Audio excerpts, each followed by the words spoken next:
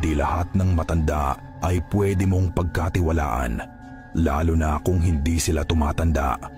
Noong taong 1996, sa isang maliit at tahimik na barangay sa Iloilo, may mag-asawang bagong kasal, sina Ate Lea at Kuya Paul. Masaya sila dahil buntis si Ate Lea sa kanilang panganay. 7 buwan na ang tiyan niya at halos araw-araw ay may nagdadala sa kanila ng prutas at gulay mula sa palengke, tanda ng pagmamahal ng komunidad. Isang tanghali, habang nagwawalis si Ate Lea sa harap ng bahay, may dumating na isang matandang babae. Maputla ang balat nito, lubog ang mga mata, at may dalalang na sako sa likod. Humingi ito ng tubig at kaunting pagkain. Mabait si Ate Lea, kaya pinatuloy niya ito. Habang kumakain, tahimik lang ang matanda, pero nakatitig sa tiyan ni Ate Lea. Nang makaalis ito, hindi mapakali si Ate Lea. Pakiramdam niya, parang may mabigat na nakadikit sa tiyan niya. Mula noon, tuwing 12:00 ng gabi, ginigising siya ng matinding pananakit ng tiyan. Pero wala namang lumalabas na dugo o senyales ng panganib sa sanggol. Sabi ng doktor, normal lang daw iyon sa buntis. Pero nagsimula na ring mapansin ni Kuya Paul na may kakaibang nangyayari. Gabi-gabi, may naririnig siyang pagkakalusko sa bubong. Parang may hayop na gumagapang. Kapag titingnan niya, wala naman. Hanggang sa isang gabi, nakita ng kapitbahay nilang si Mang Isko ang matandang babaeng bumisita noon. Nakaupo sa taas ng puno ng mangga sa likod ng bahay ni na Ate Lea. Hindi siya gumagalaw, pero parang nakatitig siya sa bahay. Walang hangin, pero umiindayog ang mga dahon sa paligid niya, kwento ni Mang Isko. Natakot ang buong pamilya. Kinabukasan, agad nilang dinala si Ate Lea sa isang kilalang albularyo sa kabilang baryo.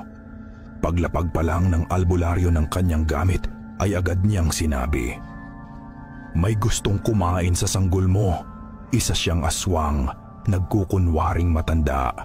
Kung hindi ito mapigilan, batch, baka biglang mawalan ng tibok ang tiyan mo isang gabi. Agad silang binigyan ng banayad na langis mula sa ugat ng mga halaman, pinagdasalan, at sinabihang maglagay ng bawang, asin, at buntot pagi sa bawat bintana.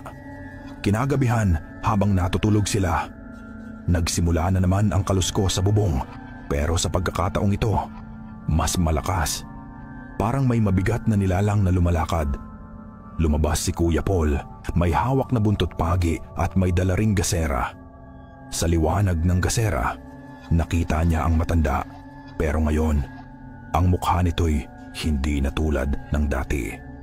Mahaba ang dila nito na parang uod at ang mga mata niya ay pula at lumuluwa.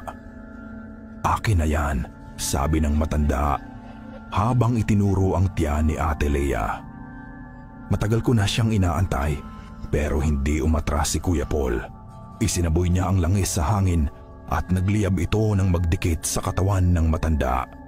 Sumigaw ito ng napakalakas at sa isang iglap, naglaho ito sa dilim, lumipad palayo, kasabay ng amoy ng sunog na balahibo. Hindi na muling bumalik ang matanda.